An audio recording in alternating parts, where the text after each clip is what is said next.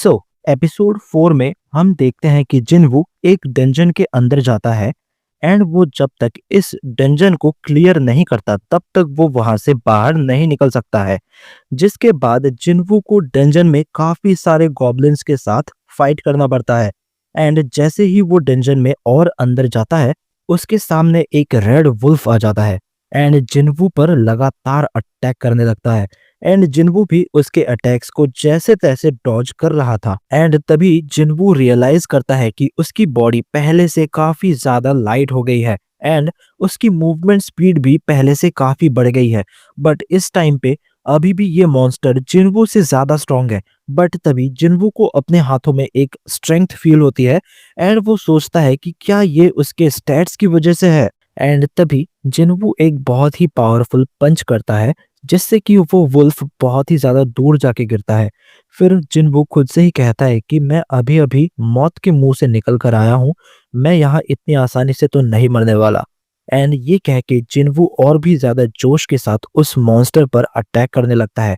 फिर जिनवू रियलाइज करता है कि सिर्फ फिजिकल स्ट्रेंथ से इस मॉन्स्टर को नहीं हराया जा सकता। भले ही वो पहले से ज्यादा स्ट्रांग बन चुका हो बट वो इस मॉन्स्टर को अकेले नहीं हरा सकता। एंड वो मॉन्स्टर भी लगातार जिन्वू पर अटैक किए जा रहा था। तभी वो सोचता है कि अगर उसके पास बस एक वेपन होता तो वो इस मॉन्स्टर को आसानी से हरा पाता। एंड तभी जिन्वू को याद आता है कि उसके पास एक वेपन है। एंड तभी वो अपना इन्वेंटरी खोलता है एंड उसमें मिस्टर किम का स्वॉर्ड था जिससे जिन्वू निकालता है एंड उस वुल्फ पर अटैक कर देता है। एंड बस एक ही कट से वो रेड वुल्फ मर जाता है जिससे जिन्वू का लेवल अप भी हो जाता है। एंड वो अपने इन्वेंटरी को देखकर रियलाइज करता है कि वो यहाँ कुछ भी स्टोर कर सकता है। जिन्वू अपने इन्वेंटरी चेक कर ही रहा था कि तभी वहां पर और दो रेड वुल्फ आ जाते हैं। बट जिन्वू कहता है कि एज अब उसके पास एक वेपन है तो उसे डरने की कोई भी जरूरत नहीं है। फिर जिन्वू ने अपने स्वॉर्ड से एक मॉन्स्टर पर अटैक कर दिया बट उस मॉन्स्टर ने जिन्वू के स्वॉर्ड को अपने दांतों से ही ब्लॉक कर लिया। बट जिन्वू भी यहाँ हार नहीं मानता एंड उसने उस मॉन्स्टर को बीच में से ही काट दिया। इस मॉन्स्टर को मारने के बाद जिन्वू का फिर से एक बार लेवल अप होता है लेकिन अभी भी एक और मॉन्स्टर बचा हुआ था। इसके बाद जिन्वू नोटिस करता है कि डेली क्वेस्ट कंप्लीट करने पे उसे 3 पॉइंट्स मिलते हैं बट एक मॉन्स्टर को मारने पर उसे 5 पॉइंट्स मिलते हैं। फिर हम देखते हैं कि जिन्वू ने उन दोनों रेड वुल्फ्स को ही मार दिया है। जिन्वू को इन मॉन्स्टर्स को मारने पर इनके पास फैंग्स मिलते हैं। जिन्वू के सिस्टम में एक स्टोर भी था जहां पे जिन्वू मैजिकल आइटम्स खरीद या बेच सकता था। जिन्वू यहाँ स्टोर से कुछ खरीदने का ट्राई करता है लेकिन उसका लेवल काफी ज्यादा कम होने की वजह से वो कुछ खरीद नहीं पाता। फिर जिन्वू उन फैंग्स को सेल करने के बारे में सोचता है जिससे उसे 20 गोल्ड्स मिलने वाले थे। जिस पे जिन्वू सोचता है कि रियल वर्ल्ड में 20 गोल्ड कैश में कितने होंगे।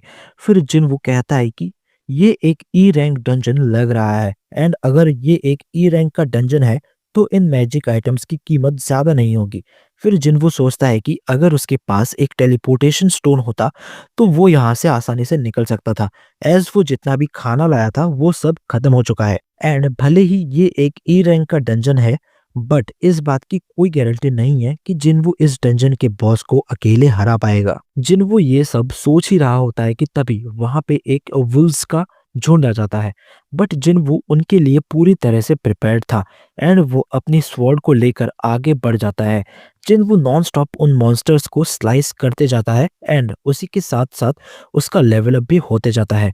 फिर जिन्वू अपने मन में ही सोचने लगता है कि मैं यहाँ पर नहीं मर सकता, अगर मैं यहाँ मर गया तो मेरी फैमिली का क्या होगा। ये सब सोचते सोचते जिन्वू उन सारे मॉन्स्टर्स को मारने लगता है एंड हम देखते हैं कि जिन्वू सारे के सारे मॉन्स्टर्स को मार देता है। बट जैसे ही वो डेंजर में थोड़ा आगे बढ़ता है उसके सामने फिर से एक रेड वुल्फ का झुंड आ जाता है बट जिन्वू उन मॉन्स्टर्स को भी स्ले करते करते आगे बढ़ते जाता है। एंड ऐसा करते करते जिन्वू को वुल्फ स्लेयर का एक नया टाइटल मिल जाता है। इन सभी मॉन्स्टर्स को मारने के बाद जिन्वू को एक टेलीपोर्टेशन स्टोन मिलता है जिससे जिन्वू यहाँ से बाहर निकल सकता है। बट वो सोचता है कि अगर ये stone one time use only हुआ तो वो इसे दूसरी बार यूज नहीं कर पाएगा जब उसे इसकी और भी ज्यादा जरूरत होगी। इसीलिए वो डिसाइड करता है कि वो इस स्टोन को अभी यूज नहीं करेगा, एज उसे ऐसा मौका दोबारा नहीं मिलेगा। इसीलिए वो इस डंजन के बॉस को हराने का डिसाइड करता है एंड आगे बढ़ जाता है। डंजन में आगे जिन्वू के ऊपर और भी कई सारे मॉन्स्टर्स अटैक करते हैं एंड वो एक एक करके सारे मॉन्स्टर्स को हराते हुए आगे बढ़ जाता है। एंड जिन्वू ये भी नोटिस करता है कि मॉन्स्टर्स के नाम के कलर के हिसाब से मॉन्स्टर की स्ट्रेंथ कम या ज्यादा होती है। व्हाइट कलर का मतलब है वीक, ऑरेंज का मतलब है मीडियम एंड रेड कलर का मतलब है कि वो मॉन्स्टर सबसे स्ट्रांग है। इसके बाद जिन्वू को नीचे जाने का एक सीढ़ी देखने को मिलता है।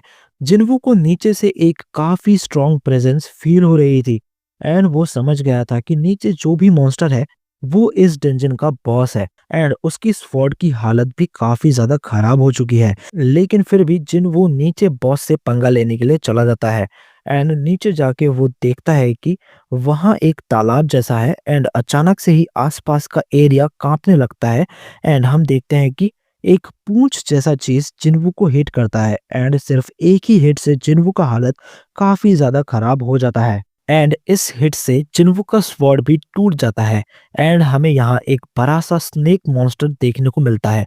फिर जिन्वू नोटिस करता है कि इस मॉन्स्टर का नाम ऑरेंज कलर में है, इवन दो ये मॉन्स्टर इस डंजन का बॉस है।